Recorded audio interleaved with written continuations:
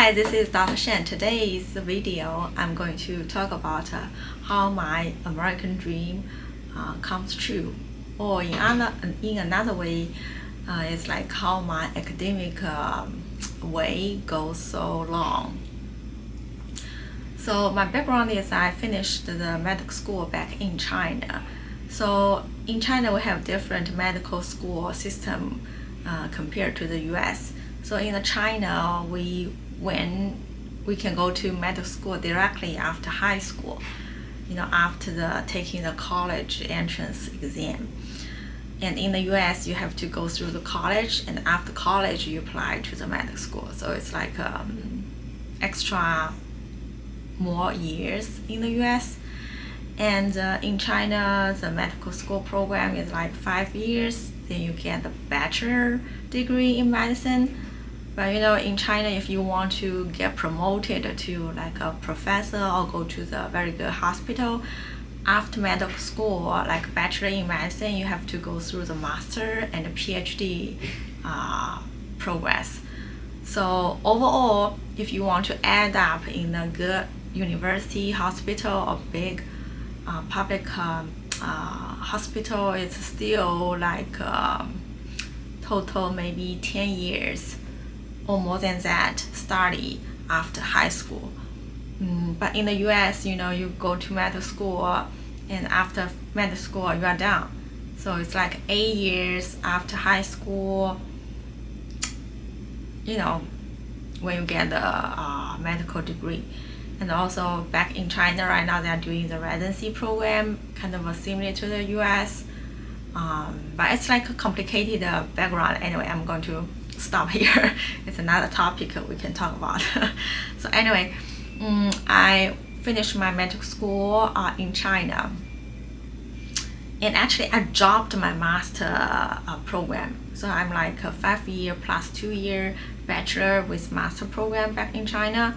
But like after 5-year bachelor program, I applied to the US PhD. So I quit the master program in China and I came to the US for my PhD study. But at that time, if I graduated from my master program, I will get a very good job back in China. But at that moment, I decided to challenge myself as a 22-year-old girl. I want to come to the US and go for the PhD. And during the PhD, in the first year, I started to study for the USME exams. The most difficult time in my life in the academic system is the first one or first two couple years during my PhD that time, because at that time I'm both starting for the PhD program and also prepare for the USME. Why it is so difficult? Because all the medical school courses we took in China is all in Chinese. So the most difficult part for me is the language, is English medical terminology. You have to learn how to spell it, how to read it, and how to understand it, and how to communicate with the patients. So, at that time, the most important thing is how to take the exam, how to understand the question, how to know the terminology. So it's just a lot of both medical knowledge and also the English knowledge. So the first couple years for me in the US, like 23 to 24, it's extremely hard for me. Extremely hard. At that time, I constantly, every night, I studied until 12 a.m. And on the weekends, there's also a lot of study, maybe except to go to the Asian market or go out for a lunch or dinner, but very seldomly. But anyway, I decided to come to the US to pursue my PhD and both my American doctor dream. So that's the first most difficult time in my academic career. And then the second difficult time for me is during my pathology residency training, the first and second year again. So, but it's less stressful compared to the first couple years in the U.S. So for my residency first couple years, the reason why I choose pathology actually is, the U.S. medical student graduates, they also don't know or have like a minimal idea about the pathology. So pathology is really a subspecialty. They don't taught a lot in the med school, both in China and in the U.S. They are the same. They just don't teach that much because not so many people want to go to that field.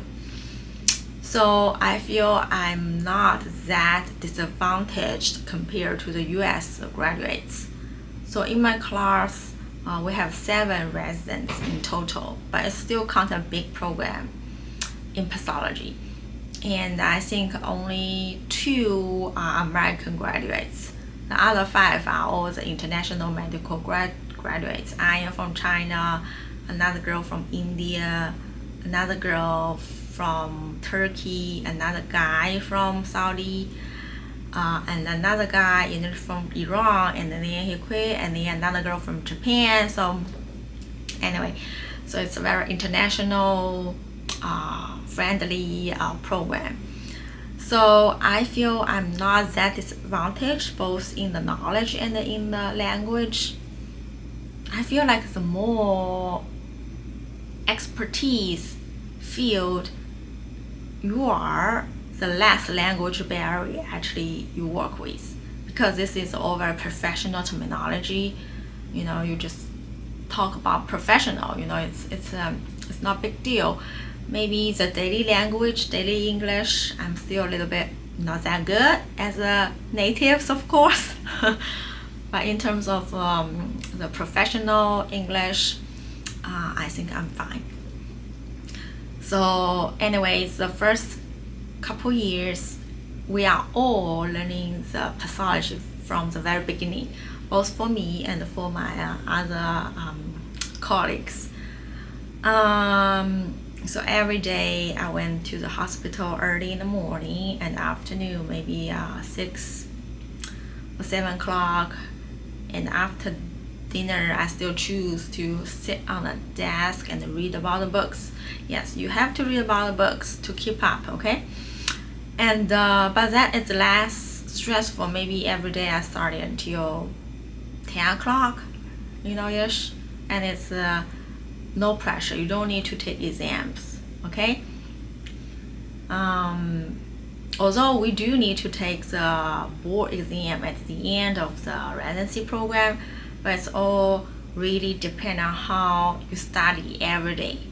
Okay, you cannot pass, or you just don't feel good, to just study for a month and pass the board exam. No, you have to accumulate. You have to study every day to make your knowledge solid. So that's about academic.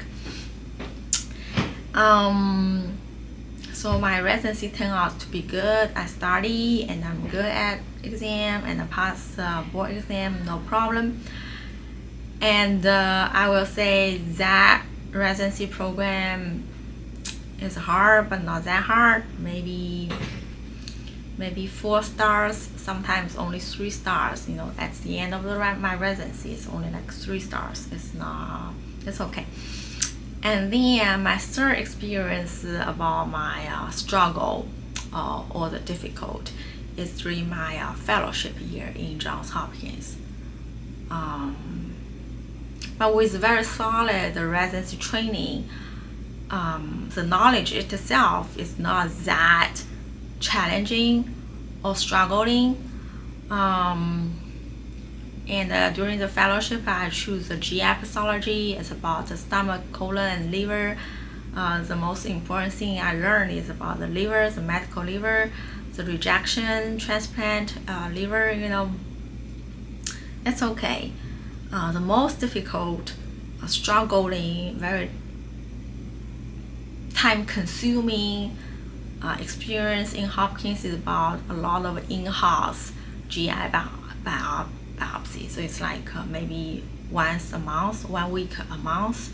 You have this big pile of glass slides I have to look at under the microscope. And at the same time, I also have to teach the resident. So it's like a lot of cases I have to read in one day. So constantly, when I arrive to my office, like the fellow's office, I started to look at the microscope all the way with no break, except for lunch, all the way through until like 6 or 7 p.m. It's about the eyes pain, it's about the brain, they stop working. So it's more like the body pain. The body is painful. It's not about the knowledge. It's difficult, but you just cannot look at the slides. So many slides in one day, it's just so difficult. It's just so difficult. So at that week, I remember I always have a fight with my husband. I just throw the temper on little things. Poor guy. But it's that difficult, that stressful. I also learned a lot. Of course, I learned a lot from my practice, but it's really, really a tough experience, like 1 week per month. I am very thankful to my all training experience, because with that training, that pressure, I just grow very fast. And of course, I can handle a lot of cases in my daily practice. It's, you just keep going, and you are trained to be good and fast. So right now I'm working here. I feel, sometimes there is a lot of cases, but sometimes it's slow. But the case volumes is less comparable to Johns Hopkins or Cleveland Clinic. My life is much easier compared to my training period right now.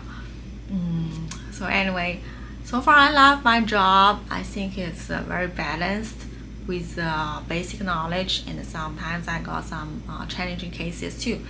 It's well balanced both in the life and work. So I am really happy with my current work and life. All right, see you.